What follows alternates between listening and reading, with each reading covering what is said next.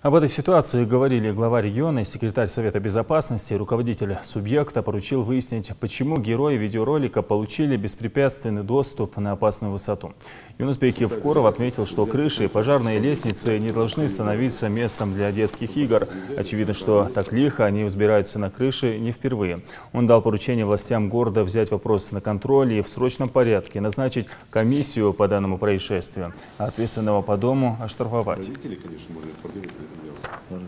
Назначить комиссию. Хозяина этого дома оштрафовать. Мало не показалось.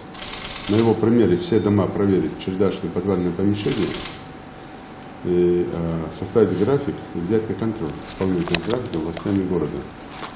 Чтобы раз в неделю, раз в месяц обходили все вот эти чердачные подвальные помещения. А по всем направлениям там вынести предложение.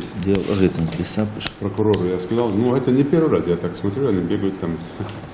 Первый раз берешь, бац, можешь мерено, берешь, да? Ну это так к хорошему не приведет. Такие прям.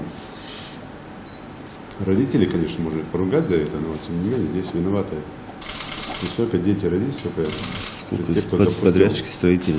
Строители, власти города, которые допускают такие площадки. Дети есть дети, вот как бы мы ни говорили, они все равно куда-то будут лазить. Понятно, да? Понял. Поэтому разберитесь сейчас очень в срочном порядке. Прямо сейчас с прокурором созвонитесь, он своего человека вызовет, мэрии города там проведите совещание, он очень жестко среагирует на это дело. Хорошо. Комиссионно обойти и всех подрядчиков, строителей, инвесторов, всех собрать в кучу, довести до них информацию.